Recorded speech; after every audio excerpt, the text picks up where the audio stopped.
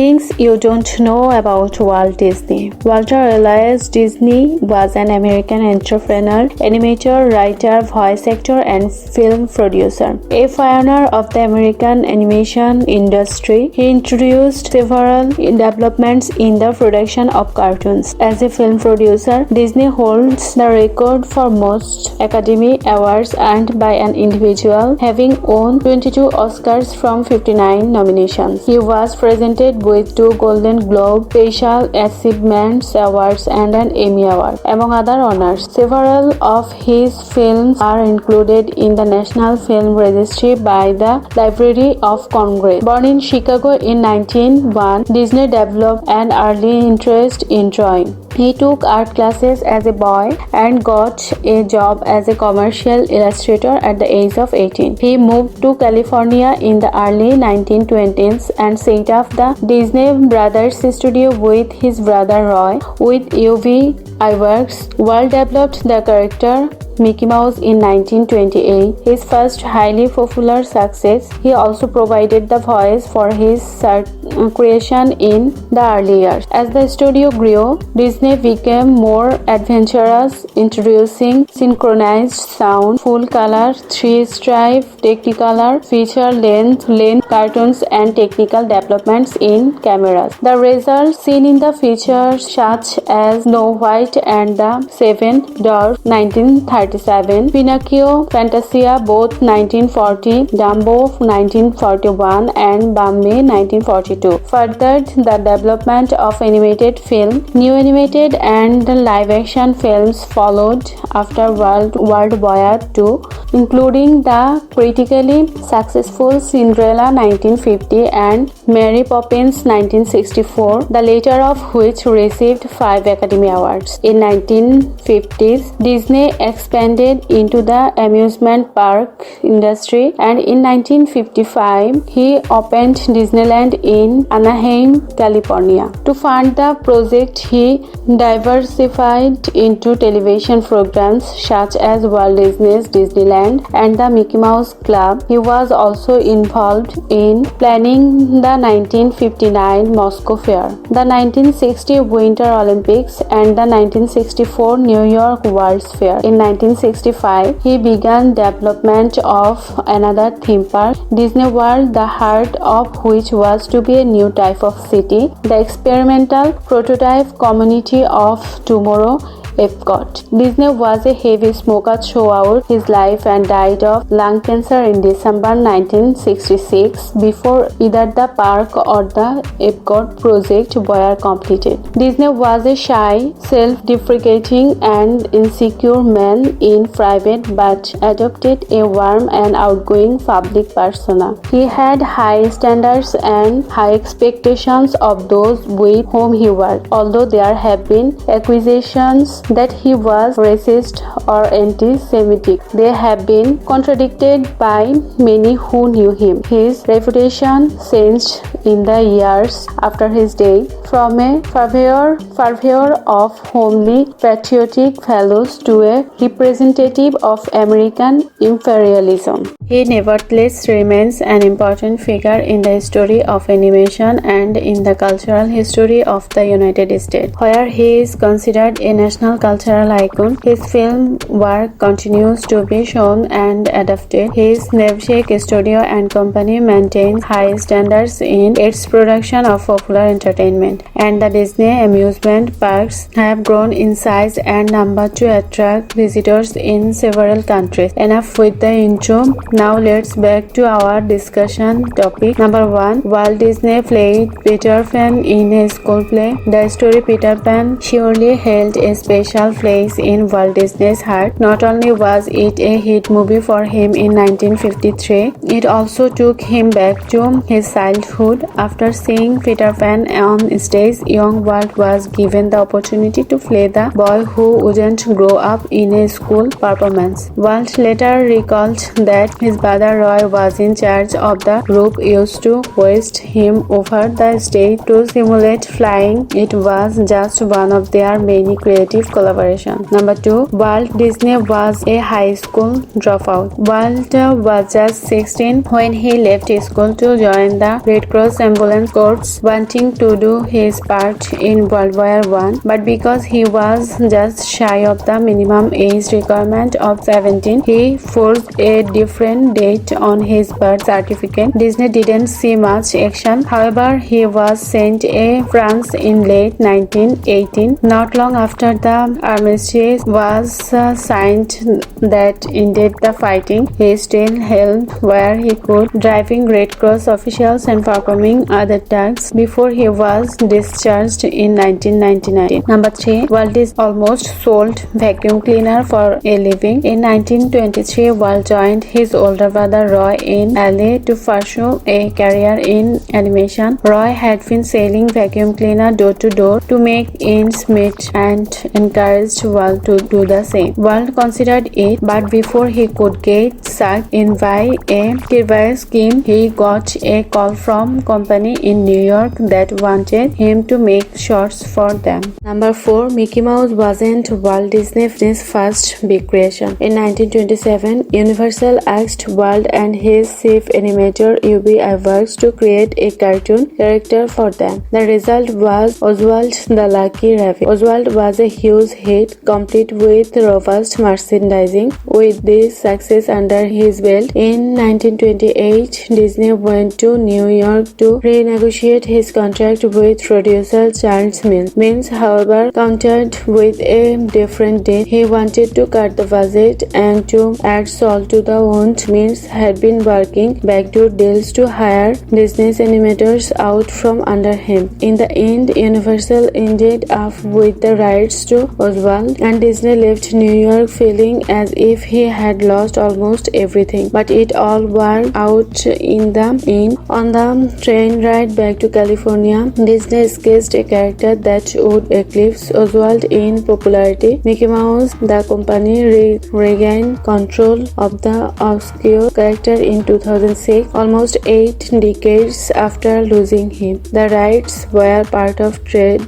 between Disney and NBC by Universal. They agreed to let Disney have Oswald back, and Disney, the owner of ABC and ESPN, agreed to let NBC use sportscaster Al Michael for Sunday Night Football. Number 5. Walt Disney didn't draw Mickey Mouse. He did at first, but it didn't last long. After 1928, Walt was no longer animating, focusing instead on story development and direction. He relied on Iwerks and other superior artists to do the drawing dirty work. He never drew Mickey in any of his theatrical releases, and in fact probably only really drew Mickey when autograph seekers requested it. Number 6. But Walt Disney did voice Mickey Mouse. From 1928 to 1947, Walt was the man behind the mouse, literally. Even after the voice work was officially turned over to Jimmy McDonald in 1947, Walt continued to do Mickey's voice for shorts on the Mickey Mouse Club. Number 7. Walt Disney drove his daughters to school every day, despite the fact that he had drivers, a live-in housekeeper, and a number of other staff members at his disposal. Disney took great pleasure in driving his 2 daughters to school every day. He also spoiled them unabashedly, which historian Steve Walsh believed was a reaction to Walt's own stern upbringing. Sharon later said of her famous dad, "We weren't raised with the idea that this is a great man who is doing things that no one else had ever done. He was daddy. He was a man who went to work every morning and came home every night." Number 8. Walt Disney had a secret apartment in Disneyland. It's still there, in fact, above the fire station. Walt's private apartment isn't typically open to the public, but VIPs are occasionally offered. Furnishing remained virtually unchanged from when Walt used to spend time there, including a lamp in the window visible from outside. It's always kept on to signify that Walt is always in the park. Number 9. Walt Disney's favorite song was Feed the Birds. There have been a lot of jaw-tapping hits in Disney movies over the years, but Walt's personal favorite was a ballad, Feed the Birds, the song about the pigeon lady in Mary Poppins. According to songwriter Richard Sherman, Walt often stopped by the Sherman Brothers office on Disney on Friday afternoons and requested a personal performance of Feed the Birds. He loved that song and knew it was the heartbeat of the whole movie, Sherman said. Number 10. Walt Disney found golf anything but relaxing. Many people play golf to relax. Disney couldn't deal with it. After giving a follow at his doctor's behest, Walt took up golf, getting up at 4:30 a.m. to squeeze in 9 holes before work. He found the game so frustrating that he quit and took up a more chill sport, lawn bowling. Number 11. Walt Disney felt responsible for his mother's death. Once he became successful, Walt bought his parents a rather extravagant present, a new house, and when his parents needed something fixed, tweaked, or repaired, he sent his own repairman from the studio over to take care of it. Such was the case when they discovered a problem with their furnace in 1938. Tragically, his team didn't take care of the issue properly, and Flora called Disney died of carbon monoxide poisoning at the age of 70. His father, Elias, also fell very ill from the gas leak but survived. Walt's daughter, Sharon, said that even years later, Walt found the subject nearly impossible to talk about, from Bambi to Frozen. Mother figures are generally absent in Disney films, or they suffer tragic death early on. As it turns out, there's a heartbreaking reason for this. Disney may have felt indirectly responsible for this own mother's death. Number 12. Walt Disney's housekeeper was a very wealthy woman. Thelma Howard was the Disney family's live-in housekeeper and cook for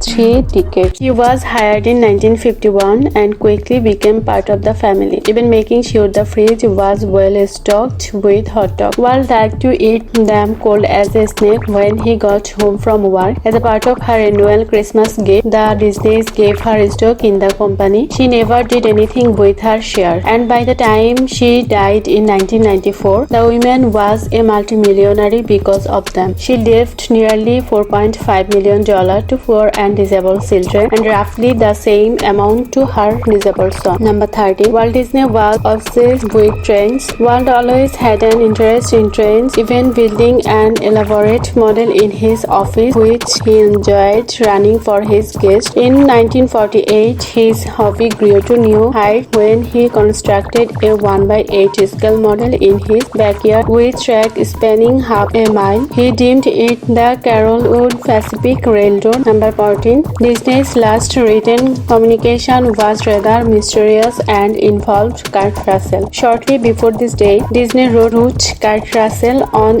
a piece of paper. It was later found on his desk, and according to Disney historian David Smith, the notes were among Disney's last few written words. At the time of Disney's death, Russell was a largely unknown child actor working for the studio. No one has any idea what Disney was referring to with his note, not even Kurt Russell. Number 15. Walt Disney is not cryogenically frozen. Bob Nelson, the former president of the Cryonics Society of California, makes a good point. If Disney was the first cryogenically frozen man, it would have been a pretty big deal for Cryonics, and they would have publicized the heck out of the Mickey Mouse kickle. No, Walt was cremated and buried at Forest Lawn Cemetery in Glendale. His gravesite is in a public area for people who want to see it for themselves. The silly rumor may have been started by Ward Kimball, one of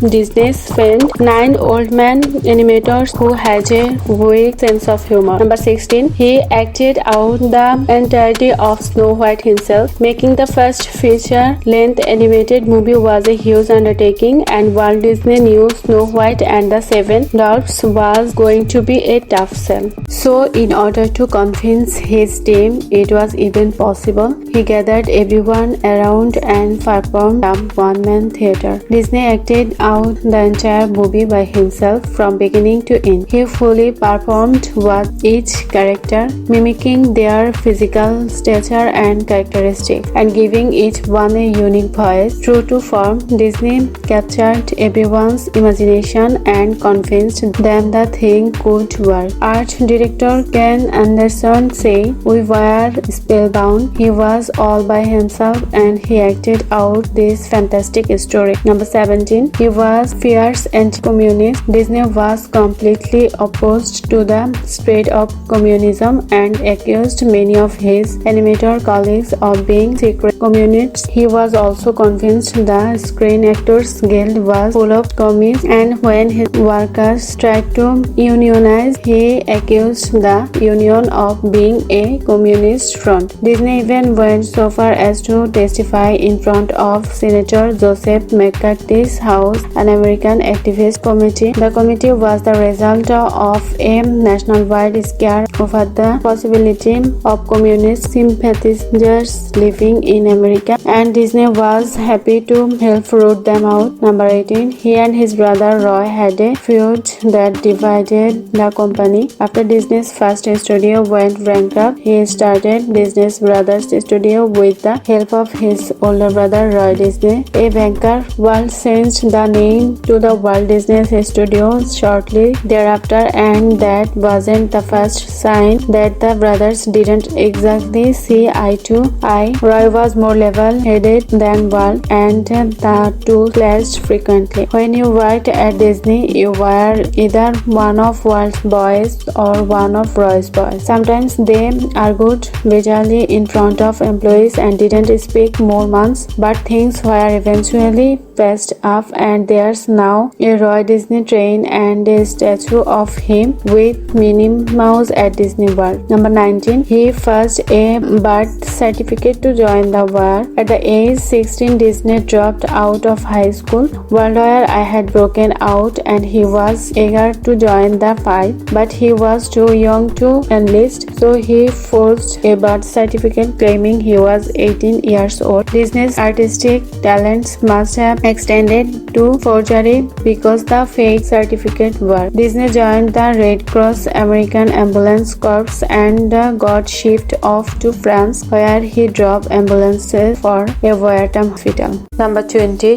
He stole elements of Disneyland from a Danish attraction. Disney gets a lot of credit for inventing the modern idea of a theme park, and deservedly so. But he was greatly inspired by Tivoli Gardens, a famous European amusement park with roller coasters, musical attractions, and exhibits depicting an idealized version of the world. Sounds a lot like Disneyland, doesn't it? There are pictures of Disney visiting the park before Disneyland opened, and it's clear he borrowed many of the park's aesthetics and mission statements, including a pirate ship and parrots. What's more, It's a Small World is nearly identical to a Tivoli Gardens ride. Number 21. He was workaholic. He had a work-induced nervous breakdown. Mickey Mouse enjoyed massive popularity and success in the Great Depression, but that success wasn't totally good for Disney. He worked himself to the bone. It got so bad that his doctor told him to go away for a while for the sake of his health. To try and recharge his batteries, Disney traveled all around America to Kansas City, St. Louis, and Washington DC. He even went to Havana, then took a boat back from Cuba to Los Angeles. Once in LA, Disney went right back to work and even built himself a new house. The man even vacationed like it was a job. Number 22. He loved entertaining from a young age. As a teenager, Disney was all about costumes and performing. He loved wearing uniforms as a cadet in high school and in various odd jobs. When Roy came back from the Navy, the first comment Walt made was that he looked swell in their sailor's uniform. Walt actually wrote his principal a letter to tell him he found high school disgusting and dropped out to make movies. He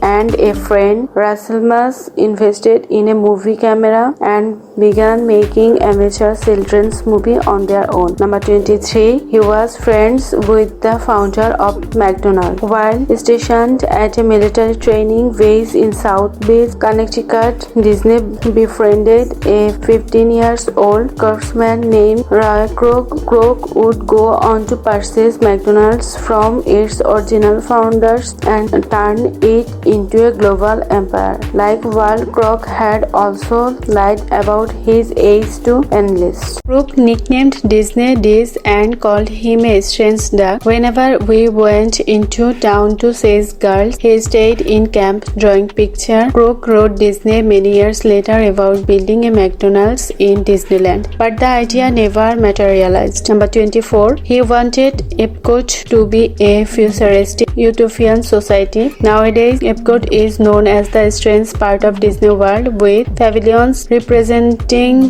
different countries and a giant Coca-Cola stand where you can sample flavors from around the world. But Disney originally envisioned it as a utopian community where people would actually live. Walt Disney World's futuristic Epcot theme park began days as an entertainment location and more as a utopian society. The experimental prototype community of tomorrow, Epcot, as originally dreamed up by Walt Disney himself, transformed from a community concept into a World's Fair-inspired park with an emphasis on science, technology, and the arts by the time it opened in 1982. Although Walt's plans were tweaked a bit to get the park we see today, Epcot remains an iconic Disney World park known for the Jurassic Sphere and of course the Walt Disney World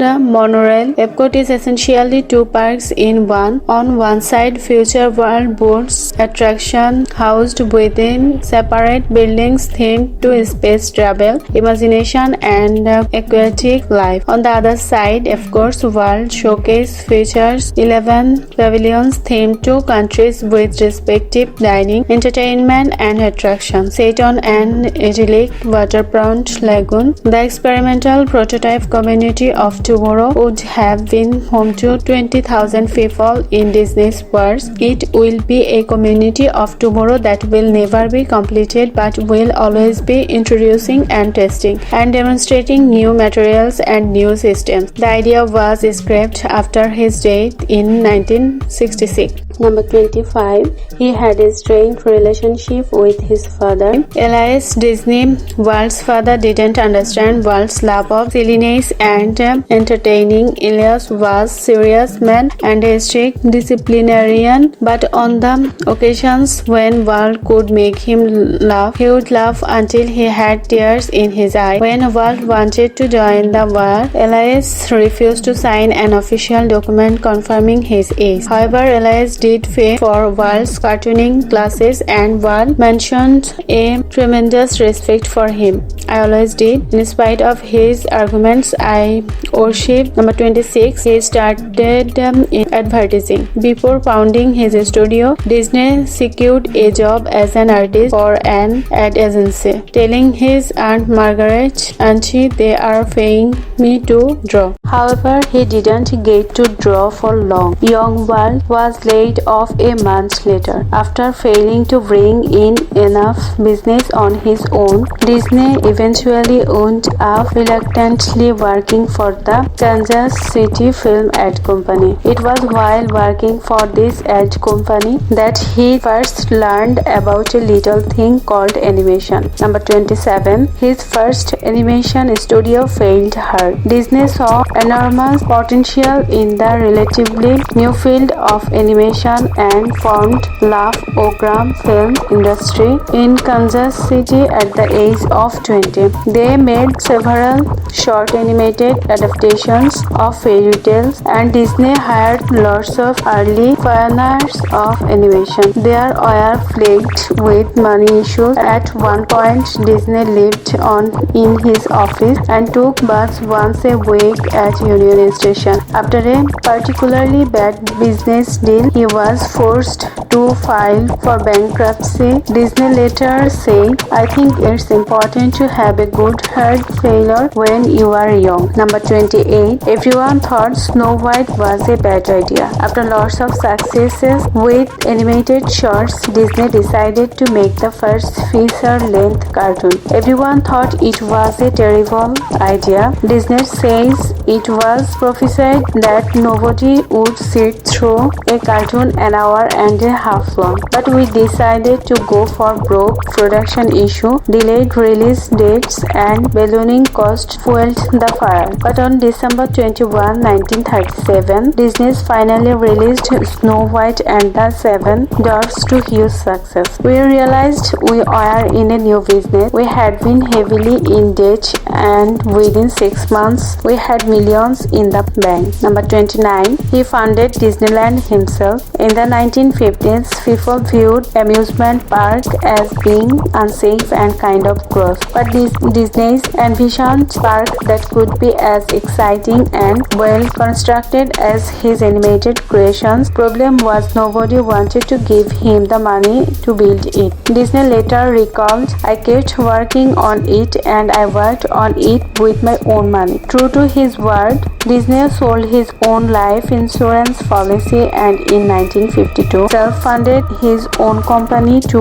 work on Disneyland. He called it Boyd Enterprises Industry. It's now known as Walt Disney Imagineering. Number 30. Fantasia began as a series of experimental shorts. Mickey Mouse was runaway success, but Disney wasn't satisfied. A self-described experimenter, he wanted to push the envelope and see what animation could do. So he decided to combine the medium with another of his personal love, classical music. The result was Silly Symphonies, a series of shorts with no regular characters set to music. Disney experimented with revolutionary animation techniques that are now commonplace, including Technicolor, personally animation, and depth of field illusion. One of these shorts, titled Flower and Trees, was the first cartoon to win an Oscar. Number 31. The Disney logo is a fake signature. If you showed the Walt Disney logo to anyone in the world, they would recognize it in an instant. The stylized signature of Disney's name immediately invokes images of countless animated classics, so it must be Walt's genuine signature, right? Wrong. Disney's real-life signature is similar to the famous logo, but he knew he needed it to really pop for it to become an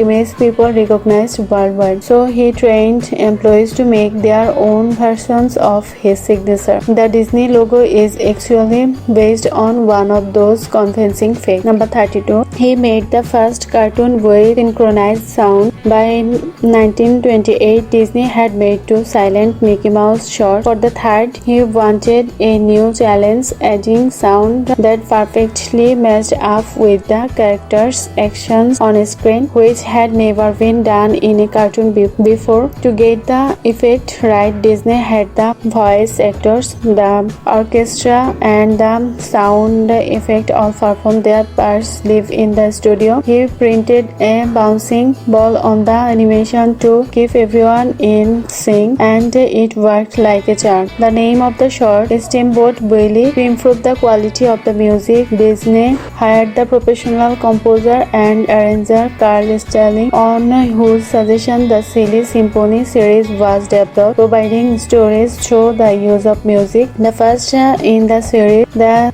skeleton dance, was drawn and animated entirely by Iwerks, also hired at this time were several local artists, some of who stayed with the company was core animators. The group later became known as the Nine Old Men. Number 33. Mickey Mouse had a terrible original name. After his frustrating experience with Universal, in which he lost the rights to his character Oswald the Lucky Rabbit, Disney was determined to invent a new star for his own series of animated shorts. His new creation was a cheerful mouse, but he didn't immediately get the name right. Disney initially called his most iconic creation Mortimer Mouse. His wife Lillian, perhaps realizing that nobody would buy t-shirt with a mouse named Mortimer on them, gave him some gentle feedback saying, "I don't think that would be good for a mouse name. Let's call it Mickey. The rest is history." Number 34. He invented TV and film storyboard. In film and TV, it's very common to create storyboard, illustrated versions of the shorts filmmakers want to get in order to film a scene. They are vitally important in that they show every member of the cast and crew exactly what the finished shorts is going to look like, and Walt Disney created them. Disney first began the storyboarding process in 1938 with the Oscar-winning short film Ferdinand the Bull. He and his animators found that planning the short out with storyboard gave them control and creativity early in the process, making sure the final product was as good as possible. In 1933, Disney produced The Three Little Pigs, a film described by the media historian Adrian Danks as the most successful short animation of all time. The film won Disney another Academy Award in the short subject cartoon category. The film's success led to a further increase in the studio's staff, which 200 by the end of the year. Number 35. He brought real animals in the studio to make Bambi. We still haven't completely recovered from the death of Bambi's mom, but beyond being the movie that totally messed us up as kids, Bambi is known for the incredibly realistic animation of its animal characters. So how they do that? Disney wanted the animals to look as real as possible, but knew they still had to move like cartoons. To achieve that balance, he brought in real live deer to the studio and had his animators observe the animals and draw them under the close supervision of art instructors. Number 36. He played with miniatures as a hobby. In 1939, Disney discovered miniatures, very small renderings depicting real-life things, and he immediately fell in love, claiming, "When I work with these small objects, the cares of the studio fade away." Among his collection included tiny alcohol bottles, cigarette cases, and tools. Disney never stopped thinking about how he could turn his own private interest into entertainment. He came up with an idea to display tons of miniatures, including elaborate ones he had built himself in a traveling roadshow. He later reworked many of his ideas for a miniature roadshow into Disneyland. Number 37. He was friends with Salvador Dali. Salvador Dali is a serial artist known for his mind-bending works of clock smelting. The two became friends in the 30s and 40s, writing each other fan letter until they finally met in person in 1945. Disney was inspired by Dali's works, and Dali called Disney one of the great American serialists. The two giants started working together on a project called Destino, with Dali coming to Burbank to work on drawings and animations. Ultimately, they scrapped the project due to creative differences, but they remained friends. Number 38. Walt borrowed a Christmas present for his wife for Lady and the Tramp. One Christmas, Walt wanted to surprise his wife Lily with a little chow puppy. So on Christmas morning, he placed the puppy in a hat box. Lily, thinking it was a hat, was at first annoyed because she preferred to buy her clothes herself. When she opened the box and saw the puppy, her entire mood changed. Walt said he had never seen anybody too crazy over an animal. It was obviously one of his favorite memories because he placed a near identical scene in his animated classic Lady and the Tramp. Number 39. The beginning of Disneyland was not a great. Disneyland opened on July 17, 1955. Disney's grand imaginative experiment was finally ready for the public, and it went badly. The day was so hot and women's high heels were sticking to the asphalt, and none of the park drinking fountains were working due to a plumber. Rides were malfunctioning. People forced tickets, resulting in absurdly long lines. Critics called the disastrous opening Black Sunday. But Disney was determined to learn from the experience, later saying, "You may not realize it when it happens, but a kick in the teeth may be the best thing in the world for you." Number 40. His Sleeping Beauty castle wasn't meant for Sleeping Beauty. The iconic centerpiece of Disneyland, designed by Disney to be viewable anywhere in the park to keep visitors oriented, is the Sleeping Beauty castle. However, there was a fierce debate over which character the castle should be based on. It was originally designed as simply the medieval castle. Subsequent ideas were the Fantasyland castle, the Robin Hood castle, and the Snow White castle, which was Walt's preferred choice. Disneyland eventually opened with the Sleeping Beauty castle, even though Disney wouldn't release Sleeping Beauty until 4 years later. Number 41. He couldn't agree with his animators on Pinocchio. Originally, animators Ollie Johnston and Frank Thomas designed Pinocchio to look like an actual wooden puppet. But Disney hated the design, thinking no one would be able to sympathize with a lead character that was literally made of wood. So he halted production and made them change it. With the new design approved, Disney stepped in to stop production once again. This time he felt Pinocchio was too easily tricked by the film's evil characters. So he and his team created Jiminy Cricket to act as Pinocchio's conscience and made the story about Pinocchio learning to do the right thing. Number 42. He used Donald Duck for World War II propaganda. One day after the bombing of Pearl Harbor, the United States Army took over half of Disney's Burbank studio to house their troops. But Disney wanted to help even further. His team created tons of military training films and educational shorts and designed over 1,000 insignias completely free of charge. Disney employees created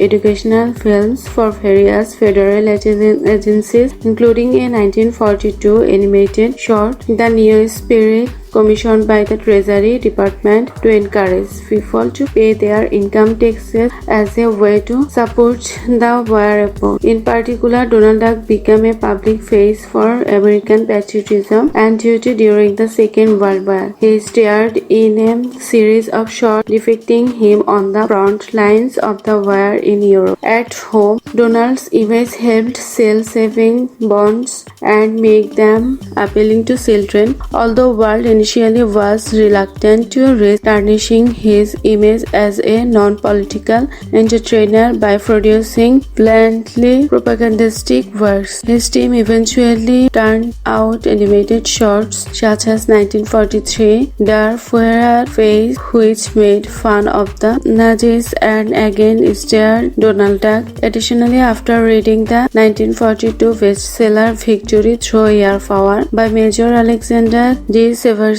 Walt, driven by his own patriotism, decided to adapt it as a 1943 live-action animated feature of the same name in order to win support for the book's theories. Considered controversial by some US military officials about its strategic long-range bombing, both President Franklin Roosevelt and British Prime Minister Winston Churchill saw the film, which reportedly made in made an impression on them. Number 43. Disney came from humble beginnings. Walt Disney, the fourth of 5 children, moved with his family to a farm in Marceline, Missouri when he was 4. It was in Marceline, a small town community Disney remembered as an adult as having been idyllic, that he first received encouragement for his burgeoning interest in drawing from both an aunt as well as a neighbor who was a retired doctor. However, Disney's father had difficulty making a living in Marceline and sold the farm in 1910. The following year, the family relocated to Kansas City. There, Disney's father purchased a newspaper route, and for the next 6 years, Walt held deliveries, working before and after school and on weekends. In 1917, his father sold the paper route and moved the family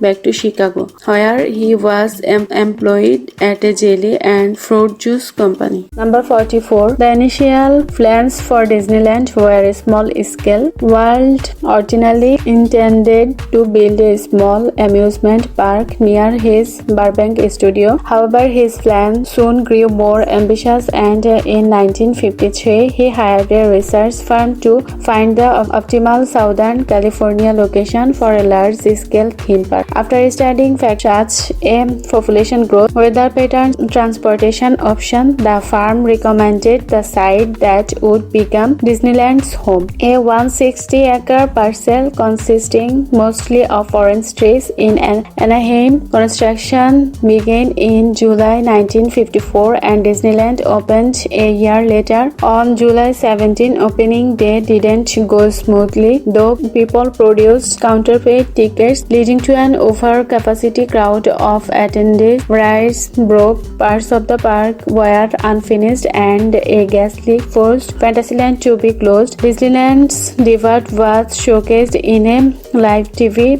broadcast co-hosted by then actor Ronald Reagan and seen by approximately 70 million Americans, yet the program was riddled with technical difficulties. Nevertheless, Disneyland was an immediate success, and after just 1 month, the park had hosted more than 500,000 visitors. Initially, it cost $1 for adults and 50 cents for children to gain entry to the park, plus an extra 10 cents to 25 cents for every individual attraction. Walt, who had been heavily involved in Disneyland's development, enjoyed spending time at the park and even had an apartment there. Number 45. He won more Academy Awards than anyone else. Disney holds the record for most individual Oscar wins, 22, and nomination 59. In 1932, at the 5th Academy Awards ceremony, he earned his inaugural award in the Best Short Subject Cartoon category for Flowers and Trees, which used the new 3-step Technicolor process. Disney went on to win the same category at the next 7 Oscar ceremonies. He scored one Best Picture nomination for 1964's Mary Poppins, but lost to My Fair Lady. Mary Poppins did, however, rack up wins in 5 other Oscar categories, including Best Leading Actress given to Julie Andrews. Disney also received 4 honorary Oscars, including one handed out in 1932 for creating Mickey Mouse, another in 1939 for Snow White and the Seven Dwarfs. Child actress Shirley Temple presented Disney with the award, which consisted of a regular-size statuette along with 7 miniature versions as a nod to the dwarfs, and a third in 1942 for Fantasia and its contribution to sound design. Number 46. His very first animation studio. Disney's very first animation studio was Laugh-O-Gram, where he began telling modernized fairy tales based on Aesop's fables, a trend Disney continued before the studio quickly went bankrupt. Good thing he didn't quite back then. Number 47. He was the pioneer of children entertainment. Disney was a pioneer for children's television entertainment, airing unique programming for kids such as Zorro, Davy Crockett, and the Mickey Mouse Club. Number 48. Hollywood Walk of Fame. Disney has a star along the Hollywood Walk of Fame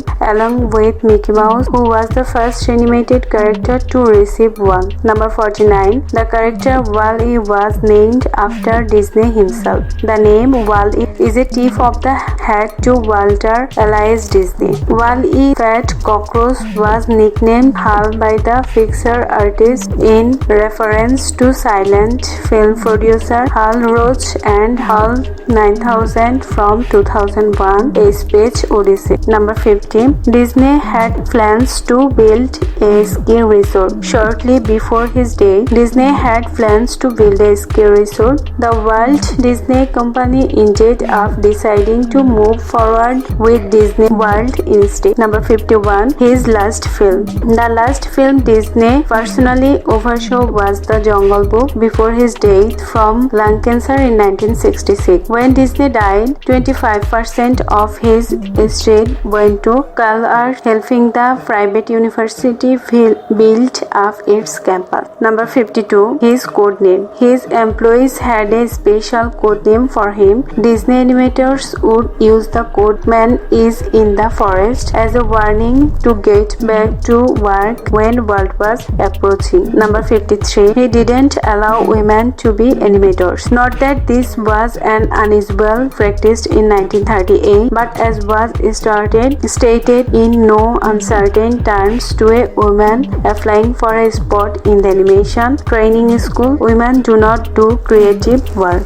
Number 54. Exclusive contract for Technicolor. He did what no one else could, legally speaking. For a few years in the 1930s, Disney held the exclusive contract for Technicolor, making him the only animator allowed to make color films. Number 55. Walt Disney's first film was Alice Wonderland. During the earlier stage of his career, Walt Disney concentrated on creating short animations. He later decided to become more adventurous in his creations and wanted to create a short film that combined animation with real actors. The first short film created by Walt Disney when he founded his company was Alice Wonderland. The child actress Virginia Davis starred as Alice in his short film, in which she interacted with a range of animated characters created by animator Walt Disney. It was the creation of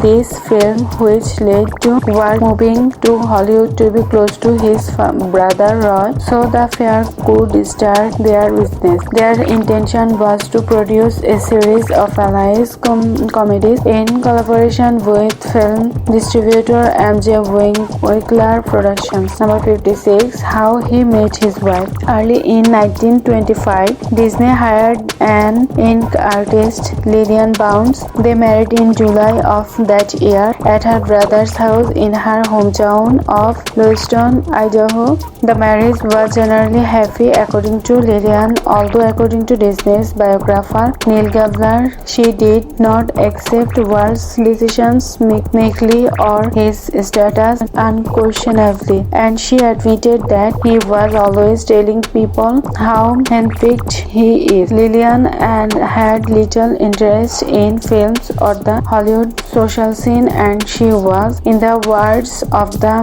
historian Stephen Ward, content with household management and providing support for the husband. Their marriage produced two daughters, Diane, born December 1933, and Sharon, adopted in December 1936, born 6 weeks previously. Within the family, neither Disney nor his wife hid the fact Sharon had been adopted, although they became annoyed if people outside the family raised the point. The Disneys were careful to keep their daughters out of the public eye as much as possible, particularly in the light of the Lindbergh kidnapping. Disney took steps to ensure his daughters were not photographed by the press. Number 57. His downtime with work on Snow White finished, the studio began producing Pinocchio in early 1938 and Fantasia in November of the same year. Both films were released in 1940 and neither performed well at box office, partly because revenues from Europe had dropped following the start of World War II in 1939. The studio made a loss on both pictures and was deeply in debt by the end of February 1941. In response to the financial crisis, Disney and his brother Roy started the company's first public stock offering in 1940 and implemented heavy salary cuts. The latter measure and Disney's sometimes high-handed and insensitive manner of dealing with staff led to a 1941 animators strike which lasted 5 weeks. While a federal mediator from the National Labor Relations Board negotiated with the two sides, Disney accepted an offer from the office of the Coordinator of Inter-American Affairs to make a goodwill trip to South America, ensuring he was absent during a resolution he knew would be unfavorable to the studio. As a result of the strike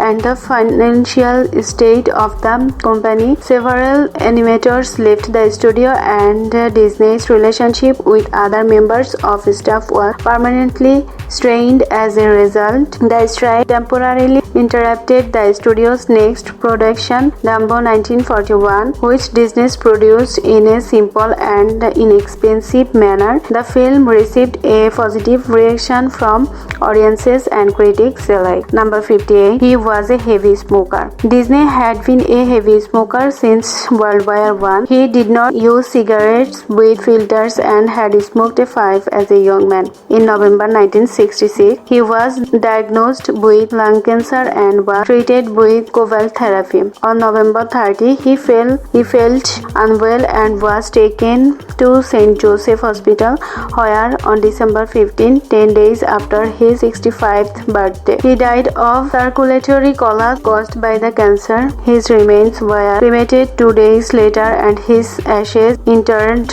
at the Forest Lawn Memorial Park in Glendale, California. After Disney's death, his studios continued to produce live-action films prolifically but largely abandoned animation until the late 1980s, after which there was what the New York Times described as the Disney Renaissance began with The Little Mermaid 1989. Disney's companies continued to produce successful film, television and stage entertainment. Number 59. His brother's contribution. Disney's plans for the futuristic city of Epcot did not come to fruition. After Disney's death, his brother Roy deferred his retirement to take full control of the Disney company. He changed the focus of the project from a town to an attraction. At the inauguration in 1971, Roy dedicated Walt Disney World to his brother. Walt Disney World expanded with the opening of Epcot Center in 1982. Walt Disney's vision of a functional city was replaced by a park more akin to a permanent World's Fair. In 2009, the Walt Disney Family Museum, designed by Disney's daughter Diane and her son Walter E. D. Miller, opened in the Presidio of San Francisco. Thousands of artifacts from Disney's life and career are on display, including numerous awards that he received in 2014. The Disney theme parks around the world hosted approximately 134 million visitors. Number 60. Disney has been portrayed numerous times in fictional works. H.G. Wells references Disney in his 1938 novel The Holy Terror, in which world dictator Rudd fears that Donald Duck is meant to lampoon the dictator. Disney was portrayed by Len Carrier in the 1995 made-for-TV film A Dream is a Wish Your Heart Makes, the N.H. Funicello story, and by Tom Hanks in the 2013 film Saving Mr. Banks. In 2001, the German author Peter Stephen Jung published Dark Born America, which translated in English The King of America, a fictional work of Disney's later years that reimagines him as a power hungry racist. The composer Philip Glass later adapted the book into the opera The Perfect American 2013. Number 61. His dual personality. Disney's public personality was very different from his actual personality. Playwright Robert E. Sherwood described him as almost painfully shy, different, and self-deprecating. According to his biographer Richard Schickel, Disney hid his shy and insecure personality behind his public identity. Campbell argues that Disney played the role of a bashful tycoon who was embarrassed in public and knew that he was doing so. Disney acknowledged the facade and told a friend that I am not Walt Disney. I do a lot of things Walt Disney would not do. Walt Disney does not smoke. I smoke. Walt Disney was not drink. I drink. Critic Otis Ferguson in the New Republic called the private Disney common and everyday, not inaccessible, not in a foreign language, not suppressed or sponsored or anything. Just Disney. Many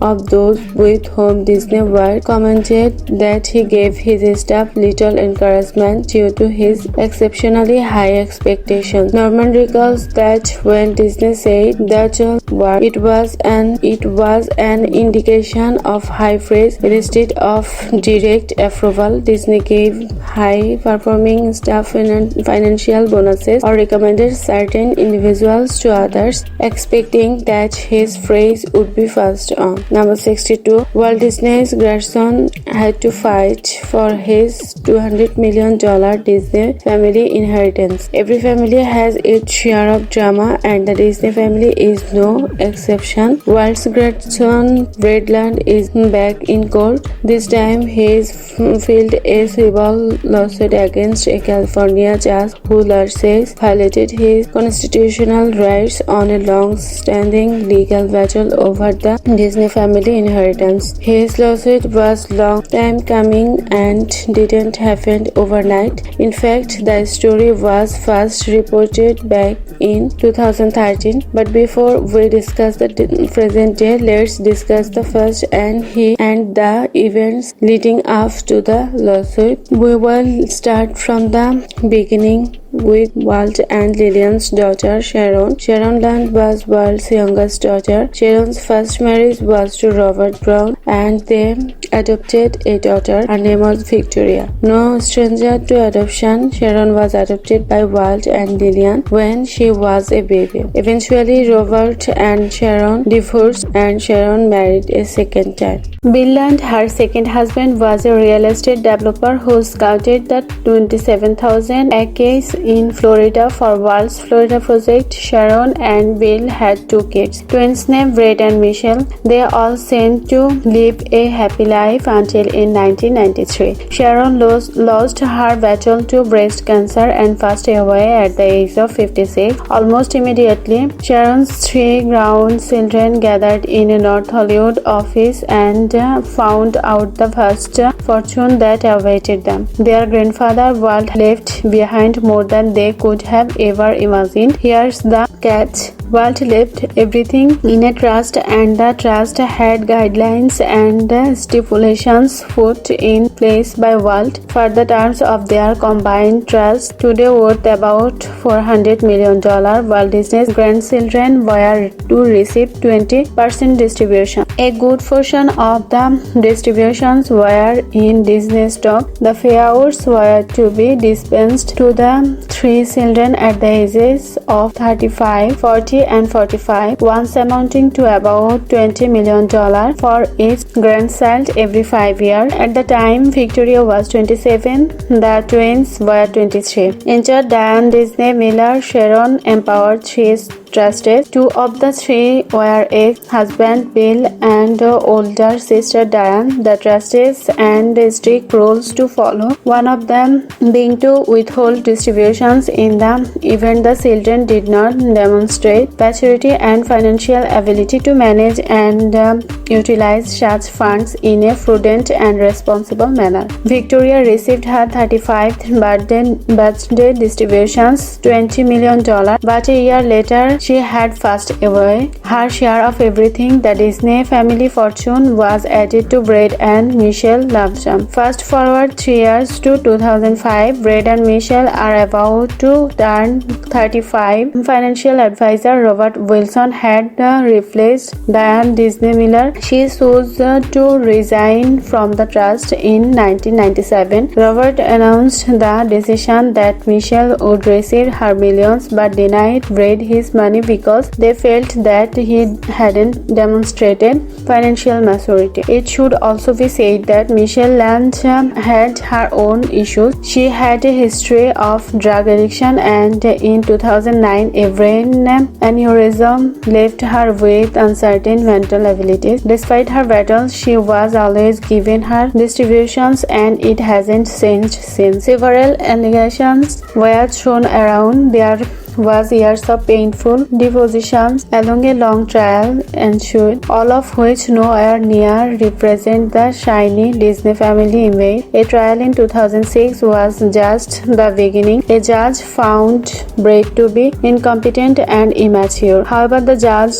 agreed that proper steps should be taken to remove the bank and its trustees of the trust. The legal drama hasn't stopped. On Thursday, Bradland filed a civil rights lawsuit against a judge who says they violated his constitutional rights as part of a long-running legal battle over $200 million inheritance. According to the lawsuit, Brad is stating that his estranged family members alleged that he was incapacitated and needed a guardianship and conservatorship as their way of keeping him from receiving his half of the $400 million left to him and his sister. In his new lawsuit, Brad claims success in fending off his sister Michelle's objection about his capacity in Arizona. He was also about to force out some of the trustees who were hostile to him. Finally, after a mediation last March, it looked at hand when he and his stepmother Sherry Land arrived at a global settlement agreement with Michelle First Republic Trust Company and the former trustees. There was just one problem. An LA County Superior Court judge, Judge David Cohen, was not about to sign off on anything. The judge raised concern about the settlement, particularly with respect to how it was silent on the suitability of the proposed management